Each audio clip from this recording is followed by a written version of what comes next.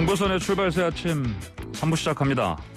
여론조사의 모든 것을 속속들이 알아보는 시간, 무릎을 탁 치게 만드는 예리한 분석을 전해주는 분이죠. 배추도사 인사이트K 배종찬 연구소장, 오늘도 어쩔 수 없이 코로나 때문에 전화로 만나봅니다. 안녕하십니까? 안녕하십니까? 오늘은 백신 배추도사 배종찬입니다. 백신 배추도사님, 예, 알겠습니다. 자, 그럼 백신부터 이야기했습니다. 네. 자, 예, 백신 지금 수송 작전 거의 민관군 함께 특수부대까지 동원돼서 오늘 아침 새벽에 시작됐는데 내일 백신 접종 시작되고요. 네. 자, 백신 접종에 대한 국민들 좀 의향이라고 할까요? 어떻습니까? 네. 접종하겠다는 의향이 매우 높게 나타났습니다. 예. 어제 오늘 다들 뉴스를 접하셨을 텐데요. 경북 안동 SK바이오사이언스에서 생산된 아스트라제네카 백신이 이천 물류센터에 도착했고, 예. 오늘 이제 각 병원 또 접종할 수 있는 장소로 옮겨져서 내일부터 이제 접종이 될 텐데, 예. 많이들 또 궁금하신 것 같아요. 누가 최초 접종자가 되느냐. 네. 이 관련해서도 상당히 지금 관심이 높아지고 있습니다. 백신 접종 의향은요, 한국갤럽이 자체 조사로 16일부터 18일까지 실시한 조사이고, 자세한 사항은 조사기관의 홈페이지에서 확인 가능합니다. 코로나19 백신 접종 받겠습니까? 받지 않겠습니까? 물어봤는데요. 예. 받겠다라고 하는 의향이 10명 중 7명 가량으로 나타났습니다. 71%가 접종을 받겠다라고 응답을 했는데, 예. 연령대가 높을수록 더 접종받겠다는 의향은 높게 나타났습니다. 아, 그렇군요. 자, 그러나 이 배추도사께서는 언제 접종 받으실 수 있을까 지금 궁금합니다. 그러니까 만 19세 이상 그리고 예. 64세까지는 3분기에 접종을 받는 일정으로 되어 있거든요. 3분기요. 네. 이제는 제 나이를 대충 아실 겁니다. 그러니까 예. 50대는 예. 역시 3분기에 접종이 이루어지니까 빠르면 더 빨라질 수도 있을 텐데, 예. 그만큼 또 백신 접종을 기다리는 분들이 많으니까 또 접종 반드시 해야겠죠. 네. 배추도사도 반드시 접종하겠습니다. 아, 그렇습니까? 알겠습니다. 네. 자, 그러면 또 우선 접종 대상자들 접종 네. 동의일도 좀 나왔죠? 네. 네. 이게 접종하겠느냐 또 접종하지 않겠냐 여러 가지 또 불안한 그런 정보들이 또 돌고 있기 때문에 예. 접종을 하겠다는 분들까지 걱정을 하게 만드는 상황이 벌어지고 있는데, 물론 백신이라는 것이 완벽하지는 않겠죠. 그럼에도 지금 코로나19 확진자가 획기적으로 줄지 않는 상황에서는 백신만큼 좋은 예방 조치가 어디 있겠습니까? 그만큼 백신을 또 믿어야 되는데, 예. 아스트라제네카냐 화이자냐. 근데 많은 전문가들은 어떤 백신이든 그 효능은 입증이 됐다라고 설명을 하고 있고, 예. 또 우리가 최초 접종자가 누구냐 가지고 실갱이를 벌일 일은 아닐 텐데, 먼저 이 백신 부작용은 또 걱정하고 있는 그런 결과로 나타났습니다. 이 백신 부작용이 있을까 걱정되십니까? 예. 걱정되지 않으십니까? 여쭤봤더니요. 물론 이게 백신 접종하고 하는가는 또 개별적으로 별도로 하게 된 질문인데, 걱정을 한다라는 응답도 71%, 10명 중 7명 가량으로 나타났는데, 젊은 세대의 걱정이 상당히 높게 나타났습니다. 20대의 경우에는 예. 우리 10명 중 8명이 넘는 85%가 걱정된다라는 응답이 나타났는데, 예. 이 빅데이터 분석을 해보더라도 많은 뉴스들이 너무 많이 쏟아지면서 부작용이다 또는 아스트라제네카에 대해서 좀 부정적인 정보 이런 것들이 나오는데, 그중에는 가짜 뉴스도 상당히 많다 보니까 우리가 예. 믿을 수 있는 또 정부의 발표 또 협력하고 신뢰하면서 이 백신 예방에도 만전을 기해야겠습니다. 예. 자, 누가 먼저 최초 접종할 것이냐? 네. 이런 얘기도 또 지금 사실 논란이 많았는데, 원활한 백신 접종을 위한 노력 뭐가 필요할까요? 일단 신뢰가 중요합니다. 정부에서 발표하는 것들, 정부가 국민의 생명과 관련된 것인데 거짓으로 설명을 할 리는 없는 것이거든요. 이번에도 예. 3단계로 진행이 된다고 합니다. 대기, 접종을 받길 대기, 그리고 접종 이후의 관찰. 실제로 알레르기 반응이 있는 또 그 이전에 독감 백신을 맞았을 때 이상 징후가 있던 사람들은 좀 경계를 할 필요가 있겠죠. 주의를 기울일 필요가 있겠지만, 그 외에는 미국이나 이미 영국, 유럽에서 접종이 이루어지고 있는 경우에도 부작용 비율이 거의 그렇게 높은 정도는 아니거든요. 예. 최초 접종자가 누구냐? 문재인 대통령이냐? 우리가 이 신뢰도가 매우 낮은 국가에서는 최고 지도자가 그 불신을 또 잠재우기 위해서 접종을 하는 경우도 있지만 우리나라는 뭐 그런 국가는 아니지 않습니까? 불필요한 예. 정치적 소모적 논쟁은 없어야 될 거고 특히 이번 관련된 조사 결과를 보면 젊은 세대의 부작용에 대한 두려움이 존재하는데 그 부분도 상당히 또 가짜뉴스의 원인일 수 있습니다. 그런 만큼 정부가 조금 더 많은 설명, 소통 그리고 국민들은 백신에 대한 신뢰를 가질 필요가 있겠습니다. 예. 자, 이 접종 얘기하니까 또 저런 이슈가 나와 있습니다. 의료법 개정안이요. 이게 뭐냐면 예, 뭐 큰 범죄 저지른 의사들 면허 박탈한다 이건데 근데 네. 그렇게 하면 의사협회가 백신 접종 협조하지 않을 수도 있다 이런 맥락의 얘기를 했습니다. 그래서 그렇습니다. 예. 예. 여론이 좀 어떻습니까? 이 국민들의 반응은 의사협회의 주장에 대해서 싸늘합니다. 내일이면 이제 접종이 되는데 심지어는 이재명 경기지사의 경우에는 간호사에게 접종권을 줘야 된다 이런 이야기가 나오는데 그 이유는 뭐냐면 청취자분들께서 아니 나는 이 장티푸스나 이런 예방접종 받을 때 간호사로부터 주사를 맞았는데 이런 이야기를 하실 수 있는데 예. 백신 접종의 경우에는 원칙적으로 의사로부터 접종을 받게 돼 있습니다. 그러다 보니까 네. 의사협회에서 협조를 하지 않는다. 이러면 상당히 또 난감한 상황이 될 수 있기 때문에 예. 유력 대선 주자이기도 한 이재명 지사의 경우에는 간호사에게 접종권을 줘야 된다. 이 발언이 논란이 되기도 합니다. 과연 국민들은 어떻게 반응을 하고 있을까요? 리얼미터가 오마이뉴스의 의뢰를 받아서 23일 실시한 조사인데요. 예. 자세한 사항은 조사기관의 홈페이지에서 확인 가능합니다. 이 의사 의료법 개정안과 관련해서 이 중범죄를 저지른 또 금고 이상의 범죄에 대해서 의사 면허를 취소할 수 있게 된 것에 대해서 찬성하는지 반대하는지 이 개정안에 대한 찬반을 물어봤는데 찬성한다. 중범죄인 경우에 금고 이상의 중범죄인 경우에 의사 면허 취소 찬성한다가 압도적으로 높았습니다. 10명 중에 7명에 가까운 68.5%로 나타났습니다. 네. 이 모든 연령대 또 모든 지역에서도 중범죄를 저지른 경우 그러니까 이건 의료를 행위를 하다가 과실로 빚어진 그런 것도 아니고 본인의 철저한 본인의 잘못인 거죠. 살인, 중범죄, 예. 성폭행 등을 저질렀을 때는 다른 전문 직종의 경우에도 이 면허 또 자격증이 취소되는 경우가 있기 때문에 이 관련한 국민 여론은 취소해야 된다. 찬성이 압도적으로 나타났습니다.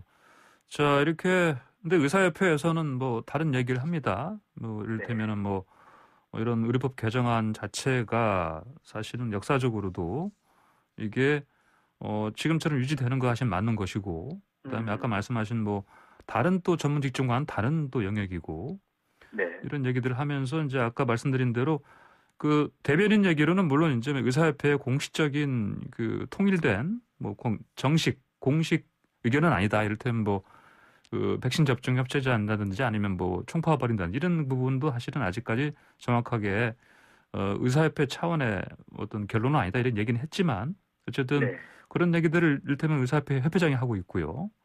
그리고 아까 이재명 지사 한 얘기에 대해서도 의사협회 차기 그 회장 되겠다는 후보는 굉장히 또 뭐 심한 표현을 써가면서 작태라는 표현도 썼죠. 이렇게 비판을 하고 있는데 이런 상황에서 어떻습니까? 의사협회 전반적인 그 어떤 뭐 이런 주장이라든지 이런 부분에 대해서 국민들 공감 이게 좀 어떻게 좀 있습니까?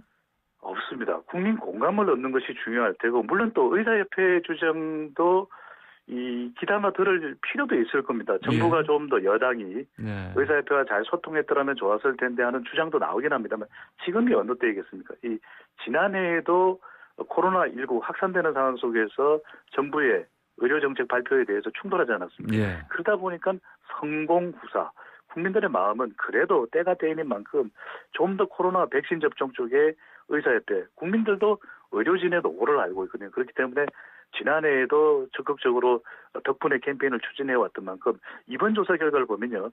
특히 문재인 대통령의 지지층인 40대에서는 무려 85.6%가 의사, 중범죄의 경우에는 면허 취소에 찬성한다는 응답 결과로 나타난 만큼 좀 더 공공을 먼저 생각해주고 그런 다음에 협의를 한다면 어떨까라는 생각을 해봅니다. 예, 알겠습니다.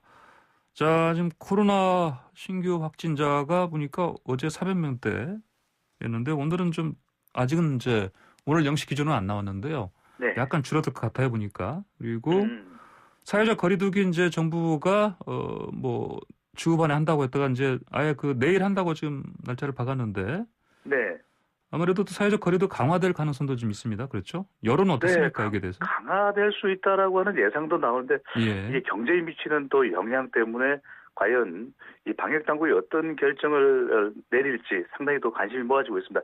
우리 국민들은 강화해야 된다라는 여론이 더 높게 나타났습니다. 리얼미터가 YTN의 의뢰를 받아서 19일 실시한 조사인데요. 이 코로나19 방역 거리두기 강화에 대해서 찬성한다. 강화에 찬성한다는 의견이 62.5%로 10명 중 6명 이상이었습니다. 그만큼 이게 일반 국민들의 경우에는 예. 확진자가 또 획기적으로 줄고 있지 않거든요. 그런 예. 만큼 오히려 완화한 것이 빌미가 된 거 아닌가 이렇게 또 판단할 수 있기 때문에 예. 강화에 찬성한다는 의견이 더 높게 나타났습니다. 예, 알겠습니다. 자, 이제 보궐선거 좀 보죠. 네. 서울시장 보궐선거 최근 판세 어떻게 좀 읽을 수 있습니까? 더불어민주당부터 살펴보겠습니다. 박영선 후보의 우세한 흐름입니다. 이 우상호 후보의 반전 카드가 있을 텐데 네. 이게 참 대중들에겐 잘 전달되지 않고 있는 상황으로 분석되고요. 박 후보의 21번 도시 수직 정원 대 우 후보의 강변 아파트 경쟁 막상 경쟁으로 보입니다. 국민의힘은 4명의 후보가 본경선에 올라와 있는데 나경원 후보와 우세훈 후보가 접전 양상으로 보입니다. 안철수 후보와 금태섭 후보의 1단계 단일화 토론회에 있었지 않습니까? 예. 토론회만큼은 금태섭 후보의 질문도 주목을 받았습니다. 키어 축제에 예. 가실 생각이 안 후보는 있으세요? 라고 하는 질문이 상당히 또 화제거리가 되기도 했는데 예. 그렇지만 종합적인 판세는 안 후보 쪽으로 기울어져 있다라고 하는 분석이 나오고 있습니다. 아, 그렇군요. 자, 이제 뭐 그 민주당 같은 경우는 자, TV 토론 지금 마쳤고 네. 그다음에 그 국민의힘도 지금 거의 다 끝나가고 있고요. 네. 다음 주면 지금 각 당 그 본선 후보 결정되지 않습니까? 네. 최종 경선. 자, 이제는 결정적인 변수 뭘로 봐야 되겠습니까? 다음 달 1일 더불어민주당 최종 후보 결정되는데 예. 결정적 변수는 당입니다. 당. 당이다. 네. 당 떨어졌을 때 당 보충해야 되거든요. 예. 배추도사도 당이 필요합니다. 예. 왜냐? 박영선 후보 우세 속에 당심이 가장 결정적 변수가 될 것인데 뭐냐면 이 당원이 50% 또 더불어민주당 지지층 시민 여론조사가 50%이기 때문에 예. 무엇보다도 당입니다. 네. 이 본선에서 이길 후보가 선택받을 가능성이 높고요. 4일 결정되는 국민의힘 최종 후보는 나경원이냐 오세훈이냐 100% 시민 여론조사를 물론 단정 지을 수는 없습니다. 4명의 후보가 올라와 있기 때문에 예. 어느 후보냐라고 콕 집어서요. 나경원 후보는 여성 가산점 국민의힘 예. 지지층이 변수고요. 예. 오세훈 후보는 여론조사 역선택. 아니, 무슨 말이냐. 네. 이게 시민 여론조사인데 모든 정당 지지층이 포함됩니다. 그렇다면 그렇죠. 더불어민주당 지지하는 응답자들은 나경원이냐 오세훈이냐 이 선택과 중도층 지지를 좀 더 많이 받을 것으로 경쟁력이 있는 것으로 예. 전망되는 오세훈 후보가 후보냐. 또 이 중도층도 중요한 변수가 것으로 보이는데 국민의힘 후보는 그렇습니다. 단일화와 본선을 모두 이길 후보가 예. 선택받을 가능성이 높습니다. 아, 단일화와 본선 모두 이길 후보. 알겠습니다. 자, 부산도 좀 가보죠. 네. 부산시장 판세 어떻습니까? 박형준 국민의힘 후보가 앞서 나가고 김영춘 네. 더불어민주당 후보가 쫓아가는 추세로 나타나고 있습니다. 네, 그렇군요. 자, 그러면은 저 국민의힘 저 부산 경선 보면 박형준 후보에 대항하는 후보 단일화 이것도 진행되고 네. 있지 않습니까? 단일화가 됐습니다. 됐습니까? 이은주 후보와 박민식 후보가 단일화를 시도해서 예. 이은주 후보로 이제 단일화가 됐는데 예. 자 이게 이제 어떻게 결과가 나올지 과연 단일화 효과가 있을지 이은주 후보에게 얼마나 힘이 있을지 이른바 결정적인 변수는 박형준 대세로인데 예. 이은주 후보의 단일화 파괴력 과연 네. 어느 쪽이 더 높아질까 더 결정적일까가 중요해 보입니다. 어떻게 보십니까? 결정적으로 결정할 네. 수 있을 것 같습니까? 배추도사는 노코멘트 하겠습니다. 알겠습니다. 자, 오늘 말씀은 여기까지 듣겠습니다. 감사합니다. 고맙습니다. 네, 지금까지 인사이트K 배종찬 연구소장이었습니다.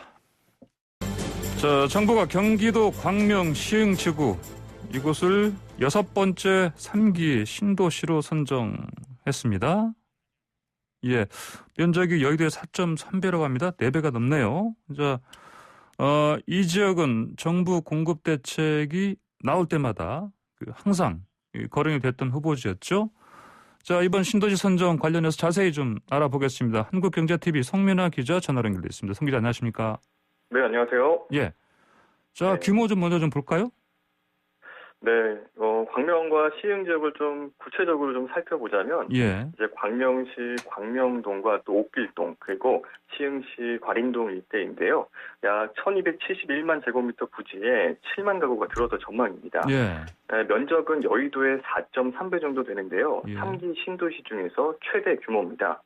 앞선 이 신도시 지역인 남양주 왕숙이 6만 6천여 가구보다 좀 크고요. 예. 그리고 하남 교산 3만 2천여 가구보다는 2배 이상 큰 규모입니다. 이 국토교통부는 이 같은 내용을 담은 신규 공공택지 추진 계획을 24일 발표했습니다. 예. 앞서서 선정됐던 이 3기 신도시 지역을 권역별로 좀 살펴보자면 이 동북권인 남양주 왕숙과 또 동남권인 하남 교산, 또 서북부권인 고양 창릉, 그리고 서부권에 속한 부천 대장과 인천 계양에 이은 6번째 3기 신도시 계획인 겁니다. 예. 추가적으로는 이제 부산 대저에 18,000호, 그리고 광주 산정에 13,000호의 공급을 포함하면 모두 10만 1,000호를 공급하게 됩니다. 예. 자, 여러 번 얘기 나오긴 했는데, 자, 왜 광명, 시흥, 지구 이쪽으로 선정했는지 그 이유 배경 좀 정리해 볼까요? 네, 뭐 한마디로 좀 말씀을 드리자면 이제 예. 서울 인근 서남부권의 주택 공급과 그리고 이제 권역별 균형, 그리고 이제 교통 여건 등을 좀 고려해서 서울과 인접한 광명, 시흥, 신도시가 이 수도권 신규 공공택지로 선정이 된 겁니다. 예. 이 광명, 시흥은 이 정부의 그 주택 공급 대책이 언급될 때마다 항상 이 후보지로 좀 늘 거론이 됐던 지역입니다. 예. 이 대규모인데다가 이제 서울과 최단 거리가 1km에 불과할 정도로 면접성이 굉장히 좋고요. 예. 예. 그리고 이제 서울 도심까지 30분 내 출퇴근이 가능하다, 이런 점들이 이제 국토부가 내세운 신도시 조건과 상당히 일치했기 때문인데요. 예. 이 광명에는 과거 그 이명박 정부 당시 보금자리 주택을 추진했던 광명 시흥 보금자리 지구터가 있습니다. 아, 예. 네, 이 일대에는 이제 2015년도에 이제 보금자리 주택 예정 지구로 좀 지정이 됐다가 해제됐던 적이 있는데요. 예. 그러다가 이제 최근에는 특별 관리 구역으로 이제 지정이 됐습니다. 이 보금자리 당시에는 9만 8천여 가구가 예상이 됐지만 이번 발표에서는 면적이 좀 줄어들면서 7만 가구로 다소 축소된 셈입니다. 예.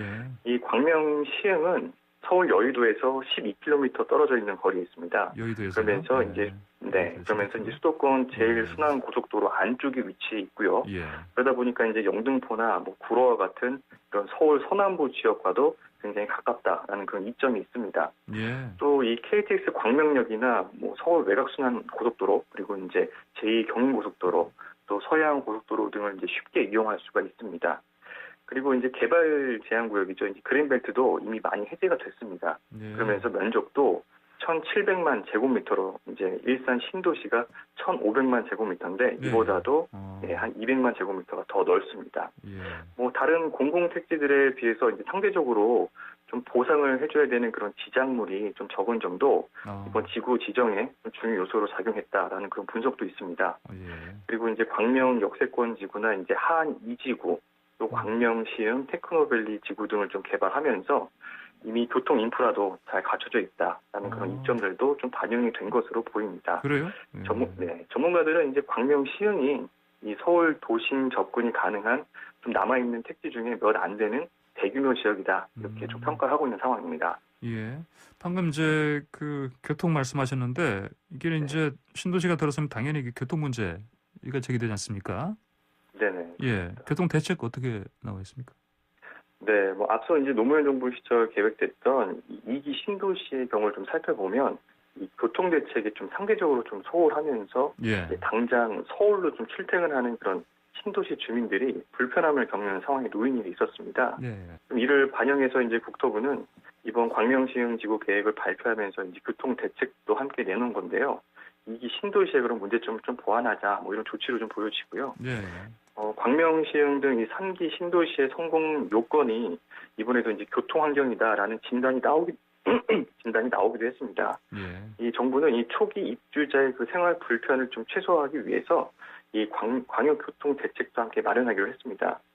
구체적으로는 이제 서울 도심까지 20분대 접근이 가능하도록 이 철도 중심의 대중교통 체계를 구축해서 예. 여의도까지는 20분, 서울역까지는 25분, 예. 강남역까지는 45분 내에 접근할 수 있도록 하겠다 이렇게 밝히기도 했습니다. 예. 뭐 이를 위해서는 이제 전철 1, 2, 7호선하고 그다음에 신안산선, 또 GTX B노선 그리고 이제 제2경인선을 연결하는 그런 철도 교통망이 우선적으로 구축될 전망입니다.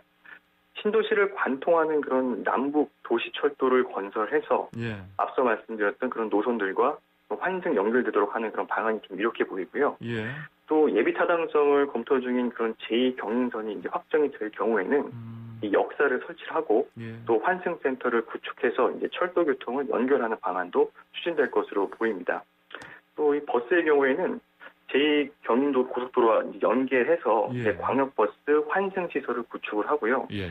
또 대중교통 사각지대를 해소하기 위해서 간선 급행버스죠. BRT와 같은 그런 지구내 순환 대중교통 체계도 구축될 것으로 예상이 되고 있습니다. BRT요? 네, 또, 예. 네, 그렇습니다. 또 이 서울 구간의 그 BRT와 또 연결하는 그런 방안들도 좀 검토가 되고 있는데, 예. 이게 이제 신도시 내외 도로를 좀 확장을 해서 이제 병목 구간을 해소한다라는 게 이제 이번 대중교통 대책의 주요 골자라고 이해하시면 될 것 같습니다. 예. BRT도 들어가는군요. 알겠습니다. 자, 그러면 이게 3개 신도시 정책 추진에 걸림돌은 좀 어떤 게 있습니까? 네, 뭐 정부가 이제 제시한 청사진에도 불구하고 이제 뭐 장애물들은 좀 있습니다. 이게 주민 반대는 이제 좀 가장 우선적으로 좀 극복을 해야 할 그런 요소로 좀 꼽히는데요. 예. 이 과거 이명박 정부 시절에 추진했던 이 보금자리 주택 계획이 무산됐던 이유도 원주민들의 반발이 좀 컸기 때문입니다. 예. 이 광명 시흥지구가 매년 이 유력한 3기 신도시 후보로 거론이 되면서도 제외됐던 이유 역시 또 지역 주민들의 반발이 예상보다 컸기 때문인데요. 이 해당 지역에는 이미 그 뉴타운 사업하고 또 재건축을 통해서 주택 공급이 예정이 돼 있습니다. 네. 추가로 이제 공급이 또 쏟아지면 이런 지역 교통난이 가중될 거다. 뭐 이런 우려하는 목소리도 나오는 상황이고요. 실제로 이제 2만 5천여 가구 규모로 이 주거단지가 개발 중인 광명 뉴타운의 경우에는 현재 재개발 사업이 한창입니다. 예.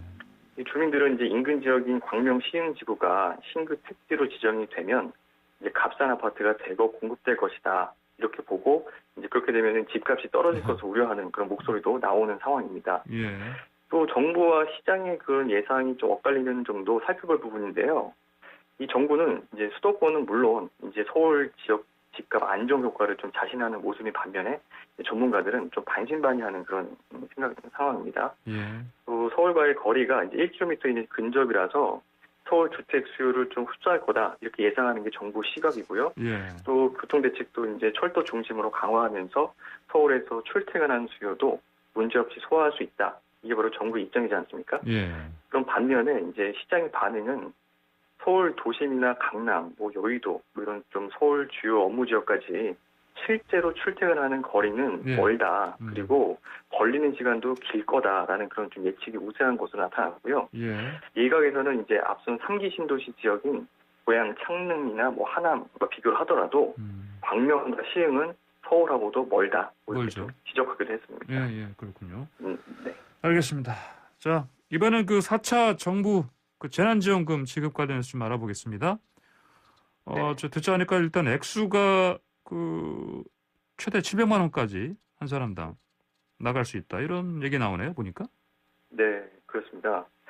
뭐 정부와 뭐 여당이 이런 코로나19 방역 조치에 따른 피해 정도별로 이제 소상공인과 자영업자 등급을 3차 때보다 좀 더 세분화해서 예. 4차 재난지원금을 지급할 방침인 것으로 이제 알려지고 있는데요. 예. 그러면서 이제 등급에 따른 그런 지원금 액수도 좀 늘어날 거다 이렇게 예상이 되고 있습니다. 예. 3차 때는 이제 집합금지 업종 24만여 명과 또 영업 제한 업종 81만여 명, 또 일반 업종 175만여 명에게 각각 이제 300만 원, 그리고 200만 원, 100만 원씩 지급이 됐었습니다. 예.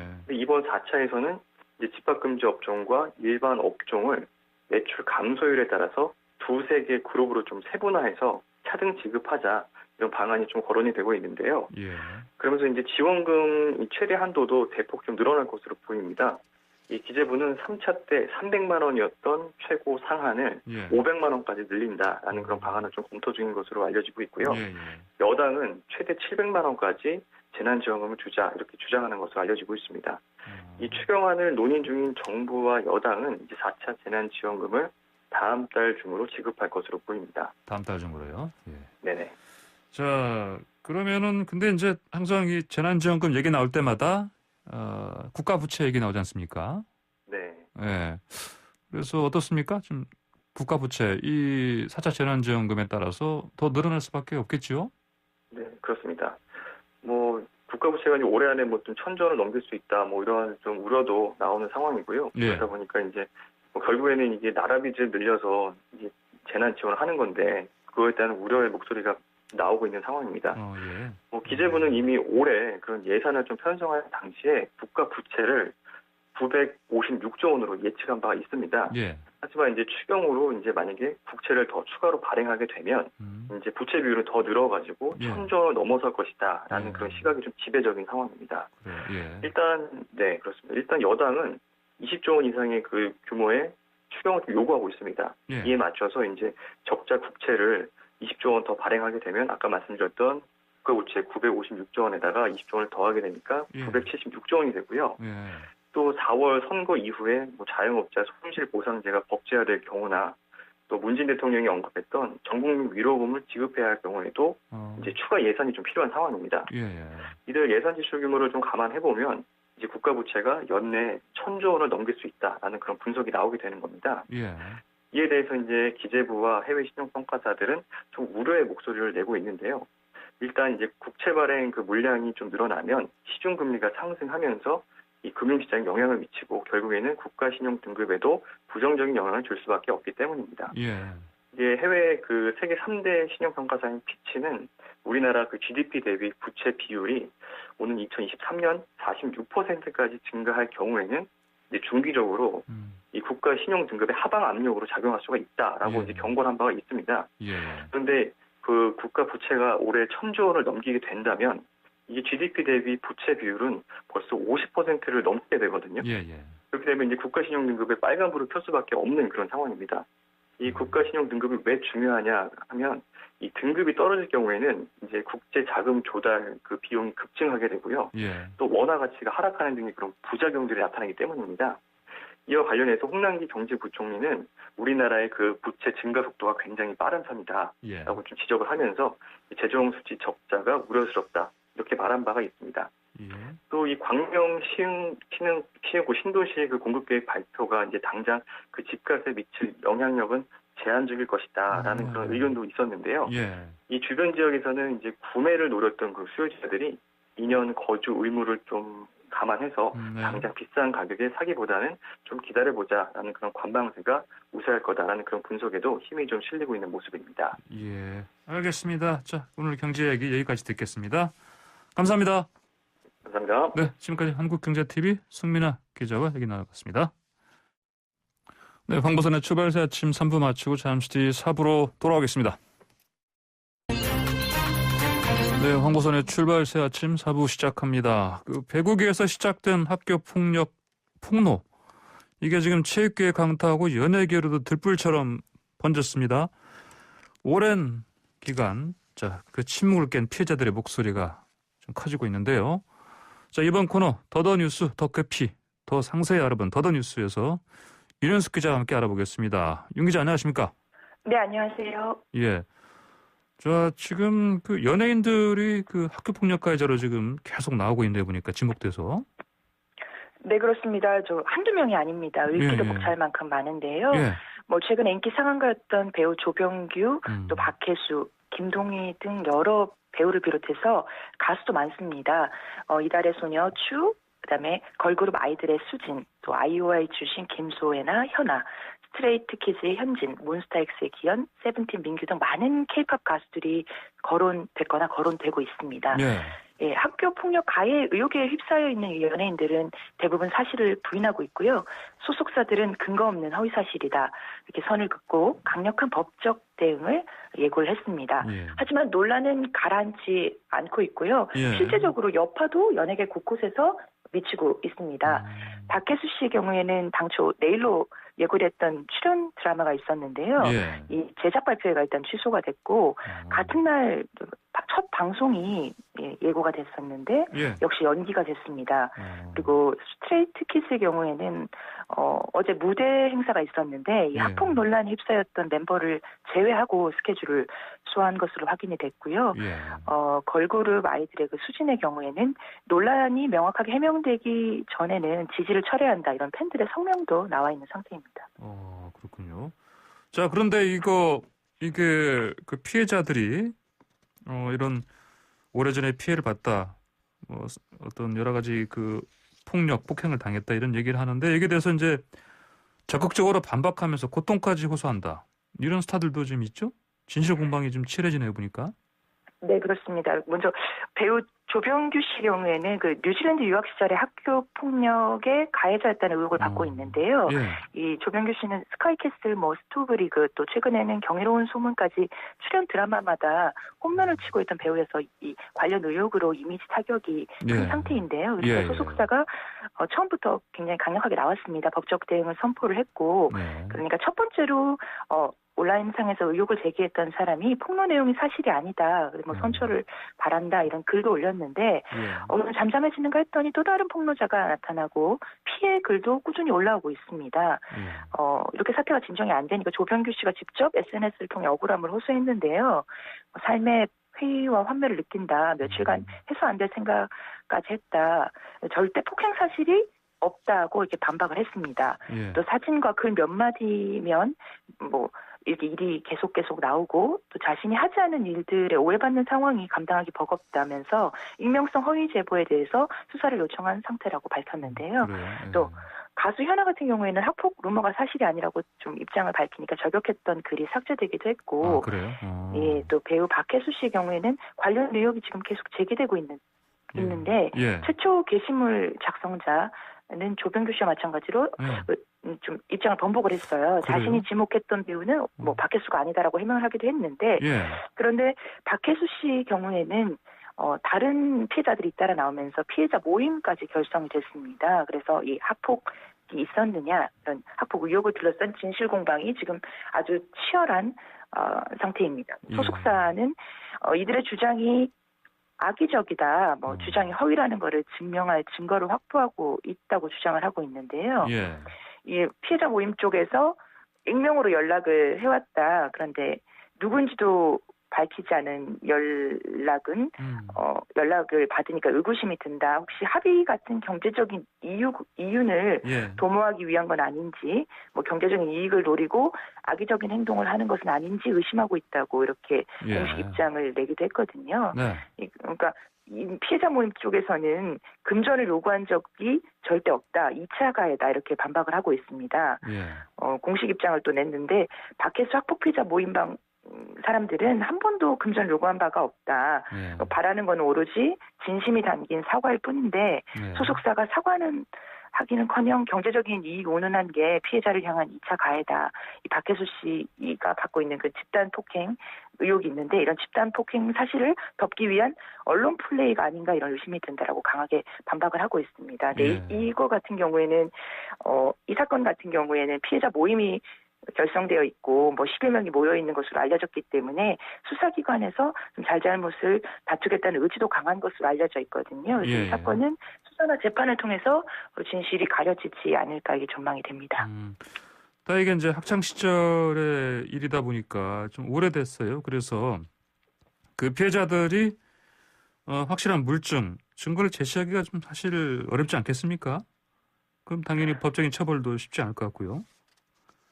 네, 학교 폭력이 개개인한테 남긴 상처는 굉장히 크죠. 그런데 그런데 비해서 시간이 지나면, 그러니까 성인이 된 뒤에는 이런 관련된 사건에 대한 민형사상 책임을 묻기가 쉽지 않은 게 사실입니다. 왜냐하면 폭행이나 괴롭힘의 증거가 이렇게 고스란히 남아 있는 경우는 드물기 때문에 입증이 어렵죠.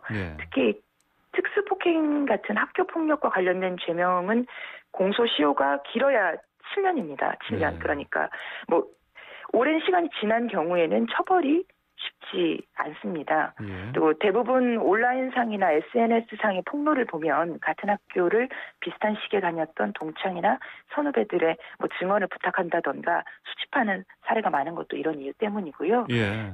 지금까지 학교폭력 가해자라고 의혹을 받는 연예인 중에 학폭을 인정한 예는 최근 그 인기 트로트 경연대에 나왔던 진달래 씨 한 명밖에 없어요. 예. 왜냐하면 연예인들 같은 경우에는 이미지가 중요한데 한번 학교 폭력 같은 이른바 뭐 낙인이 찍히면 활동이 쉽지 않기 때문인데요. 예. 그렇다기 때문에 대부분 뭐 부인을 하거나 이렇게 법적 대응에 나서는 거죠. 근데 이제 문제가 제기되는 순간에 가해자라고 이렇게 문제가 제기되는 순간에 연예인 같은 경우는 이미지에 바로 타격을 입기 때문에 일각에서는 혹시나 허위 폭로로 인한 뭐 M1 피해자는 없는지 이렇게 좀 지켜봐야 된다 이런 우려도 제기되고 있습니다. 예. 자, 그런데 이 학교 폭력 이 이슈가 연예인뿐이 아니고요. 경찰, 공무원 같은 또 일반인 대상으로도 이게 지금 번지고 있고, 자, 이게 처벌이 사실 말씀하신 것처럼 쉽지 않은데 왜 이렇게 피해자들이 폭로에 지금 많이 지금 나서고 있나요? 어떻게 봐야 됩니까, 이게? 이 학교 폭력이 무엇보다도 피해자들한테는 참 지울 수 없는 상처이기 때문인데요. 그래서 뭐 유년기, 청소년기에는 물론이고 성인이 된 후에도 트라우마가 깊이 남습니다. 그래서 네. 인간관계나 사회생활에 영향을 주고 뭐 피해자들 중에는 분노장애나 뭐 자존감 문제, 낮은 자존감 문제 등 때문에 괴로움을 겪기도 합니다. 그래서 예. 심리적으로 분석을 하자면 과거에 겪었던 누구에도 말 못했던 억울함, 상처, 지금이라도 치유받고 싶어서 폭로에 나선 거고요. 예.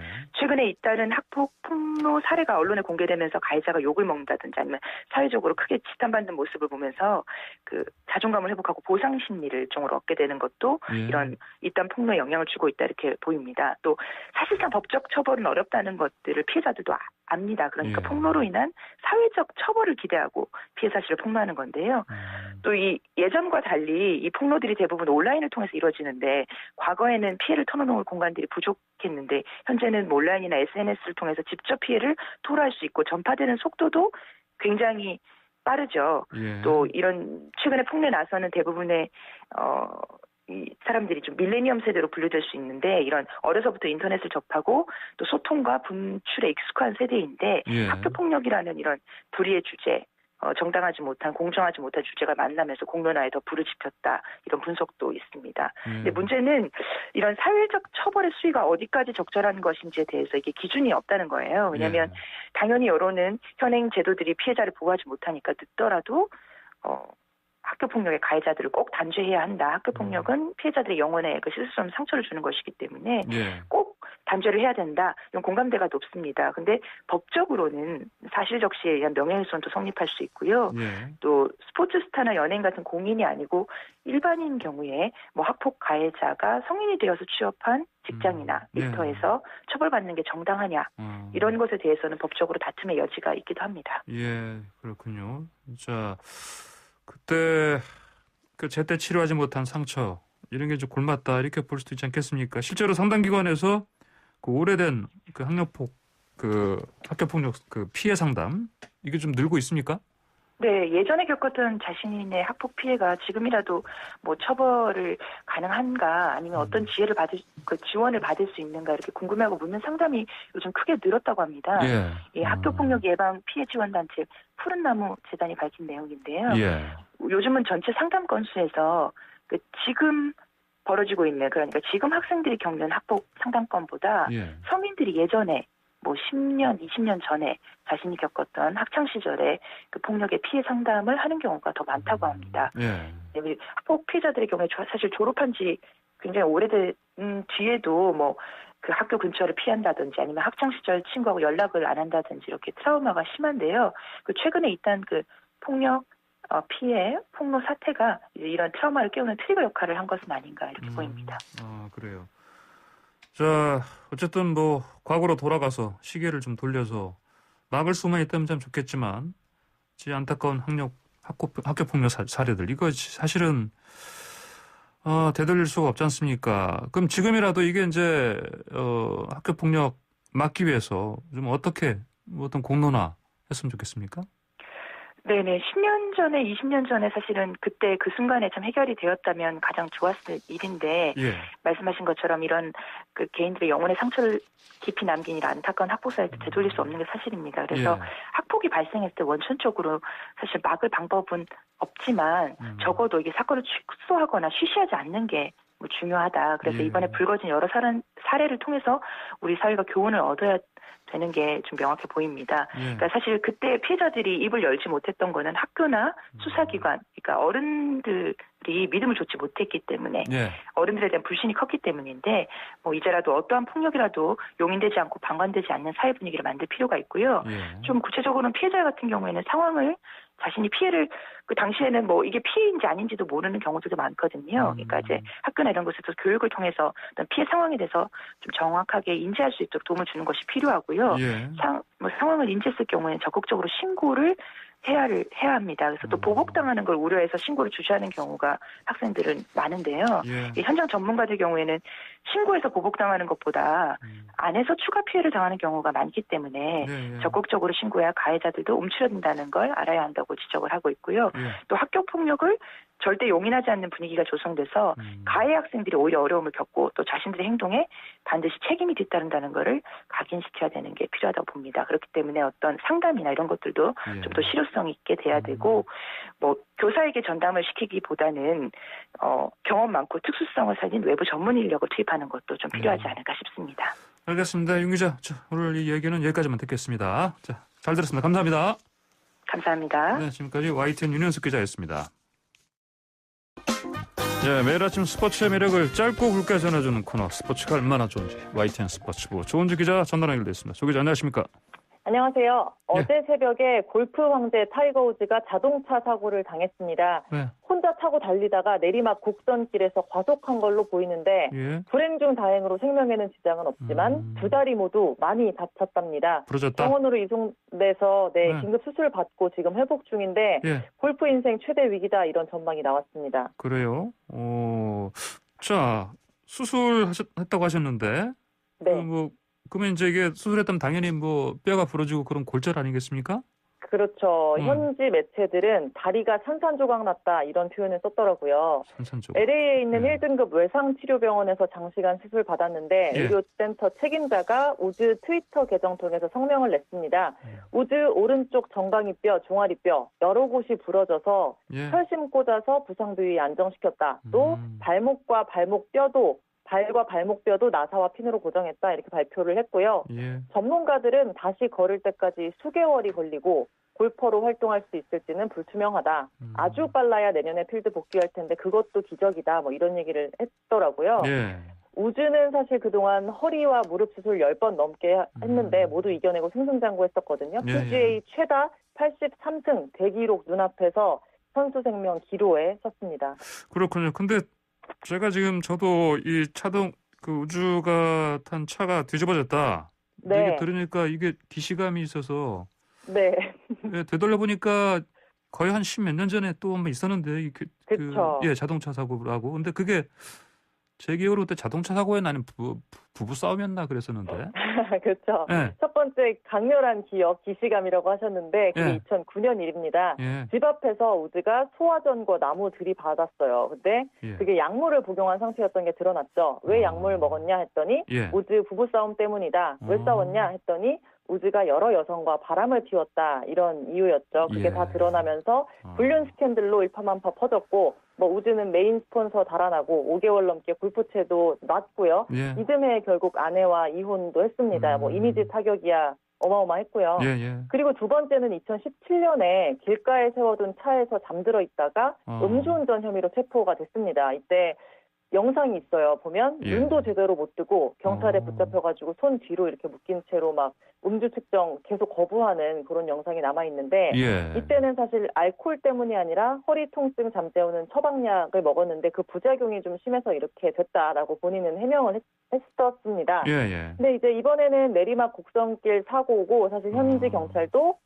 난폭운전 같은 작은 혐의조차 적용할 계획이 없다. 정말 사고다. 이렇게 얘기를 했더라고요. 예. 그렇군요.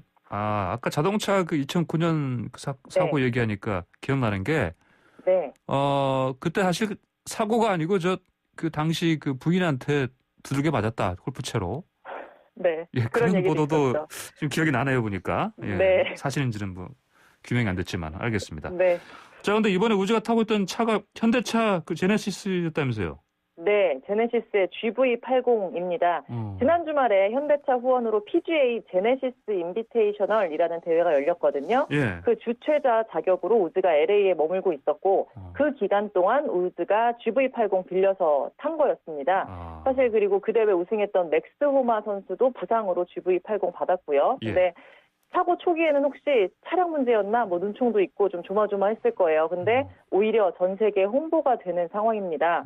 우즈 사고가 뭐 미국에서 워낙에 대서특필되고 있고 차량이 전복돼서 그 엎어져 있는 모습도 계속 언론에 뭐 영상으로 사진으로 나오면서 GV80 관심이 어마어마한데 이제 결정적이었던 게 경찰이 전복사고 브리핑을 하면서 차량 앞부분이랑 범퍼가 완전히 파손됐는데 차량 내부는 거의 멀쩡하다. 우즈가 살아남는데 쿠션 역할을 제대로 했다. 그게 아니었다면 아주 치명적인 사고가 됐을 거다. 이런 브리핑을 했어요. 그래요? GV80에 에어백만 10개가 있다고 하더라고요. 그래서 특히 운전석 시트 오른쪽에 사이드 에어백이라는 게 있는데 머리 부상이나 조수석 탑승자와 충돌 막기 위한 세계 최초 기능이라고 합니다. 어쨌든 골프 강제 일상생활에는 문제 없겠지만 다시 복귀할 수 있을지 골프 팬들이 원하는 마무리는 어쨌든 아닌 것 같습니다. 알겠습니다. 제가 방금 전에 그 윤현숙 기자와 지금 학교 폭력 얘기했는데 지금 어떻습니까? 정부 대책 나왔습니까? 어제 황희 신임 문체부 장관이 브리핑했어요. 그래서 앞으로는 폭력 저지르고 승승장구하는 일 없겠다 해서 내년까지 체육회 통합 징계 정보 시스템 구축해서 여기에 학교 폭력 이력을 포함하도록 법 개정한다. 그래서 대학이나 프로팀 국가대표 뽑을 때 학교 폭력 이력 있는 선수는 안 뽑도록 하겠다라는 것을 골자로 어제 대책을 내놨습니다. 알겠습니다. 오늘 얘기 여기까지 듣겠습니다. 감사합니다. 감사합니다. 네, 지금까지 YTN 스포츠부 조은재 기자였습니다. 황보선의 출발사 아침 오늘 순서 마칩니다. 감사합니다.